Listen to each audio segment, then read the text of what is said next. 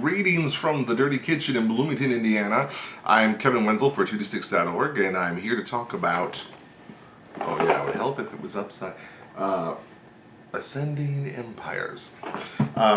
It's basically a game designed by Ian Cooper and published by Zeman Games, publisher, and it's a game about space exploration and alien technology.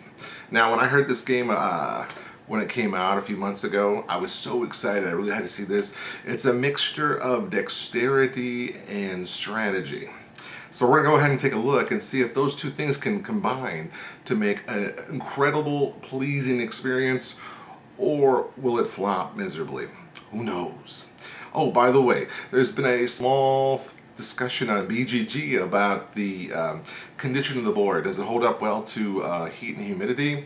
Is it unplayable? Well, I'll answer all these questions and more coming up in the next video. Go ahead and watch. There we go. You have to be careful. This is the central piece. When you start building the board, you start with the central piece. It has the alpha, beta, gamma, delta coordinates on the board, and you kind of have to set them up, and then you put these side pieces in. Now, when whoever produced this board, the pieces don't fit exactly. They're not as natural of a fit as you'd want. It's like for like a store-bought puzzle that maybe it was all one piece, like this for instance. And as you can see, it comes up, and I've gotten the habit of just kind of pushing it down in a little bit forced. Now I know that's nerve-wracking for some at first because you're like, oh my god, I'm gonna smash that, and it's not gonna fit. These also tend to be a little forced, but once they're kind of snuck together, they do form a pretty solid board. Now there's a couple pieces that do better elsewhere, so it doesn't hurt to kind of look around. My verdict is, yes, it's a very playable board as is. It's not perfect by any means. There's slight raised edges, and some of the pieces are coming up ever so slightly.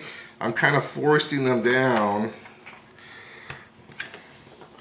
and it just kind of, when you assemble it, you just kind of have to be a little bit tricky. And I know I hate the fact that you kind of feel like you have to force a couple of these pieces, but that's how it works. In some cases, there's like a slight gap in between the board setting and the puzzle pieces. It's not a perfect cut. You can actually see the table at the seams. You can see a little bit of the wood of the table down through here. So the board itself is not perfect. Now, the question is it playable out of the box? And my answer is yes. I've had about 10 games so far, and it's not perfect. Sometimes the pieces hit these raised edges of the board, but it's a very playable board, and the game is fine. I think if you were just stuck with this board and play with the pieces out of the box, it's still a very playable game. To set up the game, you would mix up these planets, and you have different sets per a quadrant, and you lay out the planets. And of course, the corner planets are always homeworld. Now I put my homeworld in with my pieces. So here is the red planet. And you all know what the red planet is, and we put that home planet in the corner. Now, you take the other pieces that you've pre-mixed up for your quadrant. Let's say these pieces were all mixed up for a 3-person game, and we just randomly stick these pieces into these other slots. For the sake of expediency, we always start just putting 2 guys on our home planet. So you're missing that first turn. Otherwise, it's silly to go around and say, oh yeah, I put 2 guys on my home planet. But other than that, the rest of the game begins. An early game might look like you're taking one of the optional moves or choices for a turn. One option is movement. You can take 2 points of movement. One is to launch your ship, so the guy gets in his spacecraft, and we play house rule is that you can place the spacecraft anywhere in this appropriate orbit, and then you flick it. There. Now, we've got to that orbit, so we can go ahead and scan the planet. Now, this is just something that you look at. So let's say we're looking together. Oh, it's the brown planet, a brown technology. Excellent. Well, that's my turn. Here's an example of all the different things you can do in one turn. Now, the turns go fairly fast in the game. When you start at the beginning of the game, all your alien technologies are at 0 level. We're down below this area, but I want to more focus on the turn for now. Perform 1 action per turn. These player boards are great. They have all the information you could possibly want for the most part for the game. There's only a few exceptions. Otherwise, we're in great shape. You can play almost the whole game just looking at this board.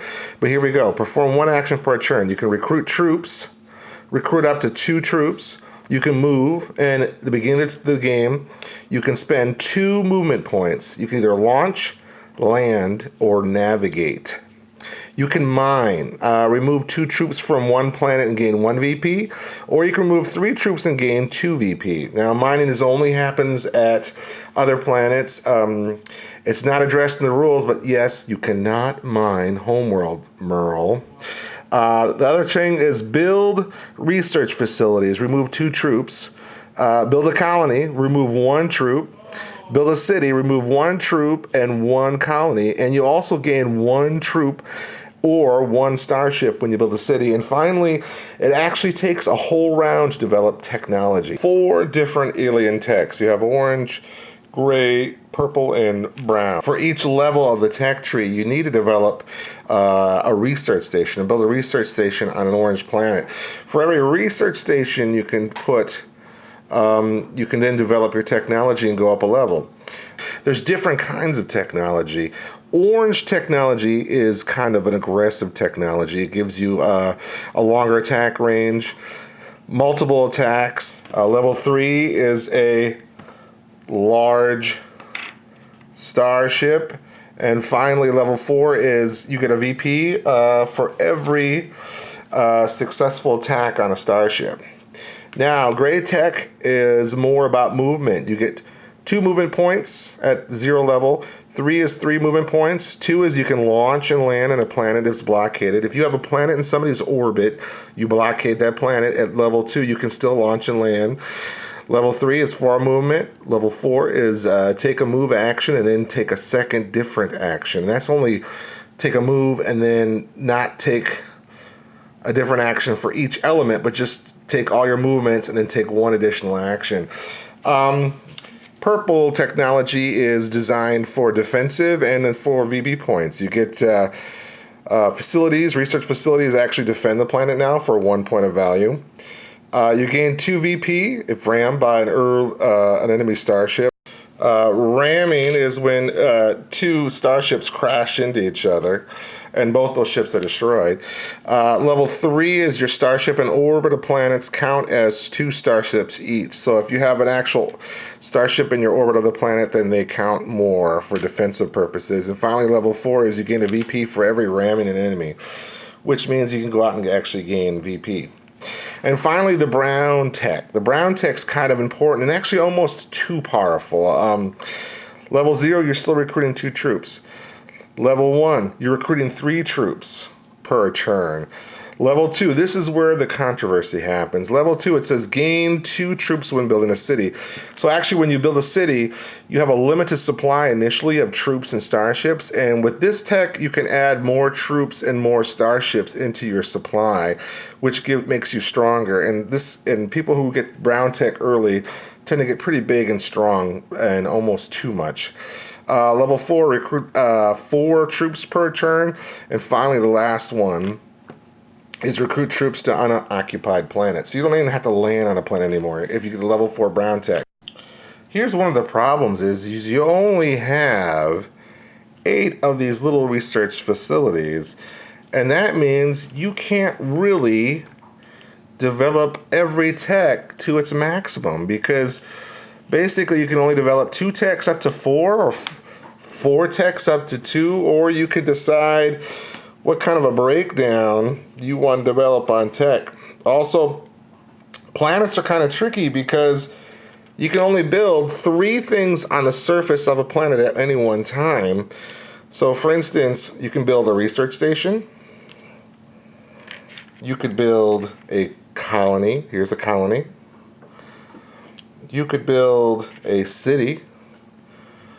Now remember, colony has a defensive of 1. City has a defense of 2 for the planet. Research station is 0 until you develop purple tech. And finally, you could have your troops. Now when you can recruit, if you're in charge of a planet, you can recruit directly to your planet. Hey guys, let's have something to eat over in the colony. Why, sure, that sounds great. Oh, and I almost forgot. If you develop all your level 1 technology, you get an extra starship or extra ship and an extra troop to your supplies. If you actually manage to get all your level 2s built, you get an additional +1 troop and +1 starship to your supply. Remember, you only start the game with 2 starships and 6 of the troopers. And that becomes really difficult to land, navigate space, and defend your planets. Ascending empires. What I found attractive about this game was that it was this incredible combination between strategy with all the different technologies and the limited resources in building certain things and having to think about what you have to do first to complete your goal. And the element of dexterity, which was the flicking of the ships to determine if you actually land in the orbit of a certain planet to colonize it and use that planet's resources for your own will. Did the game pay off in the end?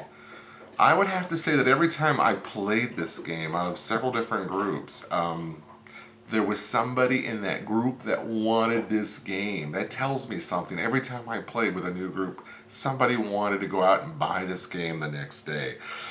The game is that good. Now, does the board hinder the game? No, not really. The board has only minor problems, and those little tiny things that you see when the flicking happened, it really didn't take away from the game. I just kind of took it as part of the game. If you hit a small edge of a board, it was kind of like hitting a tremor in space and spinning your ship off in a different direction. And that just happens. Life happens. My dream is that all of a sudden, in the next couple of months, maybe we might hear some talk about an expansion. Now this expansion could get to 5 to 6 players, maybe introduce some more technology, and also introduce possibly a new board of a new shape.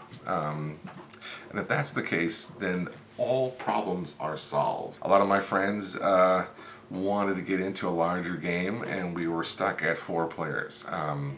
When that expansion comes, that hopefully will resolve that problem. I highly recommend this game. I really enjoyed it. I played it over almost a dozen times now, and it's not losing any interest. I think the combination of both the strategy and the dexterity make it very interesting, and I'm really looking forward to some kind of an expansion. So Mr. Ian Cooper, you get on the ball and start making that thing right now, because I would like to see it. So that's Kevin Wenzel, and I'm giving the thumbs up, or my dog's giving it a positive Cooper thumbs, Cooper likes. So go out and get this game. I'll talk to you later. Keep playing.